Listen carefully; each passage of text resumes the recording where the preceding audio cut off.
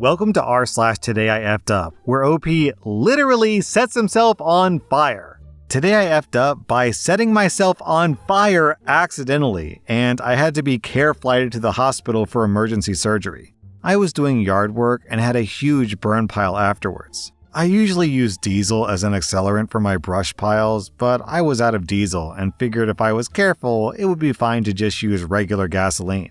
I poured about 1/4 gallon on there and grabbed a little dab torch. Here's where things went awry. I got a small bit set on fire and turned around to move away. That's when the boom happened. I was basically engulfed in flames. My legs got the worst of it, but my entire right side is burned all the way to my head. I stopped, dropped, and rolled. Skin was falling off my calf muscles as I stood up. The ambulance took me to the helipad and took me to Medical City Plano Burn Unit. I have these special things stapled into my legs now, and we're about to do 6 skin grafts. Guys, gasoline is really dangerous because the flammable part of gasoline is the vapor, and it evaporates very quickly.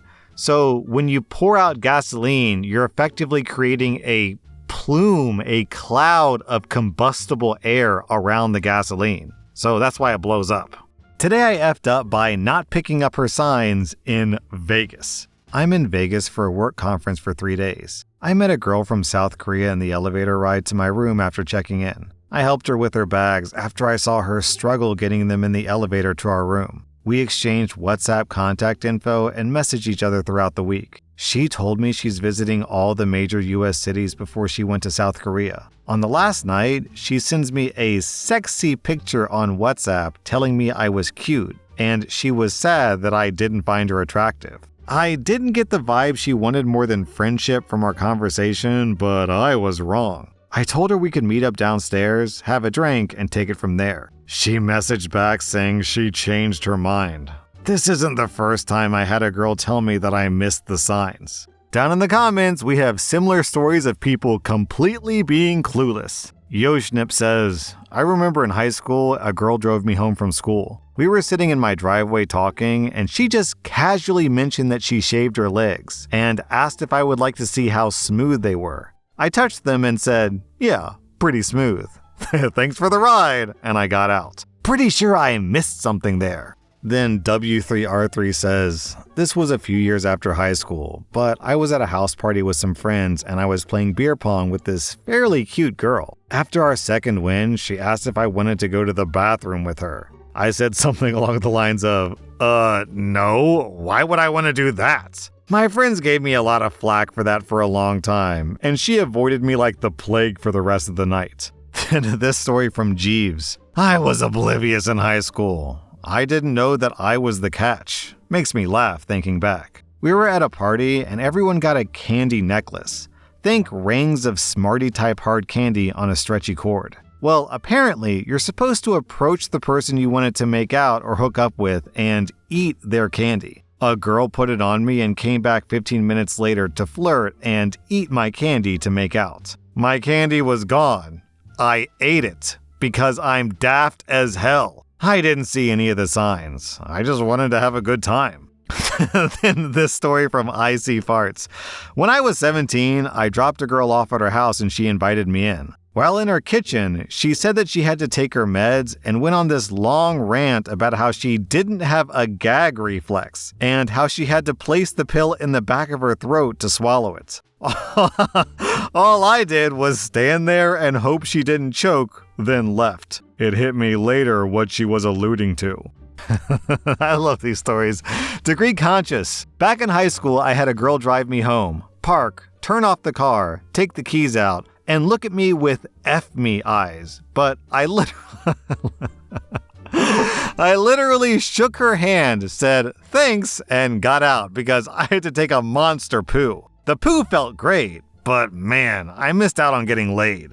Fidelius adds, I remember when I was 18. I got a call from a friend inviting me over because her and another girlfriend were alone and bored in her room. I said, sorry, I'm out with friends and can't come over tonight. I still remember where I was standing when I received the call. Pretty sure I missed 2 somethings there. This one from Sir Swankington.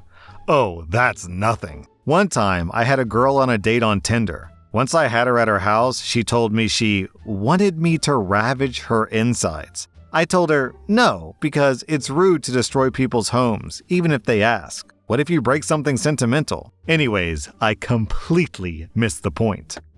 This one from Jabba the What. I had a friend playing games with me on a love sack, which is just a giant beanbag chair, and she said, "I've always wanted to have sex on this thing." And I said, "Oh yeah, it's a great time. You should definitely try it." Then I mashed her with a blue shell and won the game, and proceeded to make fun of her for being a loser, lol. This one from Niceax. A neighbor asked if I knew how to get rid of ants. She asked me to come take a look. She had vacuumed them already. She described where they were coming from by bending over in front of me and pointing at a small hole.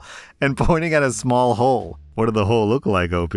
I proceeded to add ant powder and then asked if she needed anything else. She asked if I wanted a drink or anything for the help. I declined, as I had coffee on my desk next door, and left. My brain processed as soon as I got through my front door. 1, she was wearing a very short miniskirt. 2, she did not have to bend over right in front of me to show me where the ants were coming from. 3, she had already fully dealt with the ant problem before I got there. She was hot as hell, and to this day, she's still the one that got away in my mind. This one from Snoo Kiwis. In college, I went to a party at a girl's house and she grabbed me and kissed me. Then she said, "Did you bring a toothbrush?" I thought she meant my breath stunk, so I peaced out and avoided her after that. Years later, it hit me that she was asking me to spend the night. Today I effed up by accidentally causing 5 children to be bullied for the rest of their lives. Me and my best friend were ruthlessly uncool when we were 15. Not in the, okay, they're a bit quirky kind of way, but in the, oh, they're autistic, only watch anime and listen to K-pop. Let's dump their clothes in the PE locker room toilet kind of way. Because of this, we thrived on academic validation and spent most of our time hiding in the school library, avoiding all human interaction. One day, during one of these library hangouts, we found Sweden's largest baby name website. It lets you see the meaning of a name, plus stats on how many people had it. On the front page was a list of recently searched names and a separate one for the most searched names this month. For fun, we decided to search for a completely ridiculous name that no one could possibly have. Think something along the lines of Gorp or Poopy. To our surprise, 2 people in Sweden did have that name.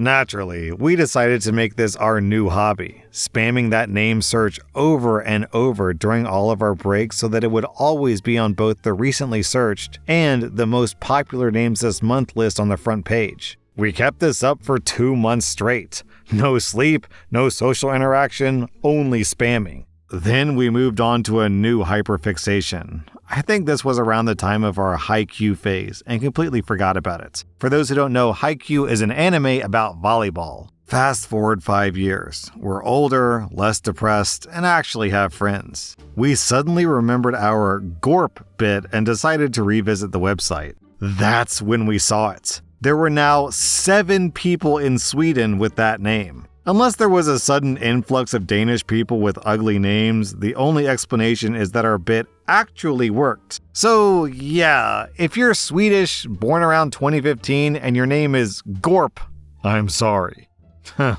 This Danger Zone makes a really good point. If their parents were naming their kids off what was popular on a website like that, you probably saved them from being named Khaleesi or Viserys or something.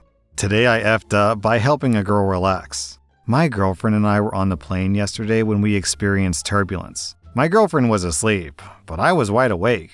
The passenger sitting next to me looked like she was on the verge of a panic attack. I have to point out that the passenger was young and attractive because her looks contributed to my downfall. I was minding my own business at first, but then the passenger ended up grabbing the armrest when the turbulence got worse. My hand was on the armrest first, meaning her hand was now on top of my hand. When I looked at her, she was practically hyperventilating, so to help her relax, I automatically placed my other hand over her hand, sandwiching her hands between both of my hands before telling her a random story about my religious mother, who insisted that I go to church with her this past Sunday so I could become friends with a Gen Z pastor, who literally said "slay" at the end of his prayer instead of "amen." The passenger laughed, which made me laugh with her, until I sensed danger and noticed my girlfriend staring at me. My hands retracted faster than an unbuckled seatbelt. The turbulence was suddenly gone, and the passenger seemed calmer. I explained to my girlfriend what happened, prompting her to respond in her native language, which was not English. She said she closed her eyes for 2 minutes, and the first thing she saw when she woke up was me holding hands with a girl who looked like she probably has an OnlyFans. She also doubted the fact that there was turbulence, so I stopped one of the flight attendants walking down the aisle and asked them to confirm that the turbulence happened. The flight attendant confirmed and apologized for any inconvenience. My girlfriend switched to English and told the flight attendant that I was the one who needed to apologize because the source of the turbulence was between my legs. The flight attendant awkwardly walked away without saying anything while my girlfriend put on her headphones and closed her eyes. Sigh. This is like a decently funny story, but couples who bring strangers into their fights to prove a point are awful. I hate it when people do that. Today I effed up by repeatedly poisoning myself with cyanide. When I was younger, maybe 8 to 12, black cherries were my absolute favorite fruit. My mom would bring home a bag or two, and I'd happily eat all of them in one sitting. But every time, not long after, I'd get wrecked. Horrible stomach pain, nausea, pounding headaches. When I gained the slightest bit of intelligence, I put 2 and 2 together and realized I must be allergic, so I eventually stopped eating my favorite fruit. Fast forward to recently, I found out cherry pits contain cyanide. And when I was a kid, I didn't just eat the cherries. I chewed and swallowed every single pit, whole bags of them, for years. My mom swears she warned me not to eat the pits, but I don't remember it at all and obviously didn't listen. So yeah, turns out I wasn't allergic. I was just repeatedly giving myself cyanide poisoning. I was not a smart child. Out of curiosity, I looked up how cyanide kills, and it prevents cells from getting oxygen, causing mass cellular death across your entire body. So don't eat cherry pits, kids. That was rSlash Today I Effed Up, and if you like this content, check out my Patreon where I publish extra episodes. Also, hit that subscribe button because I put out new Reddit videos every single day.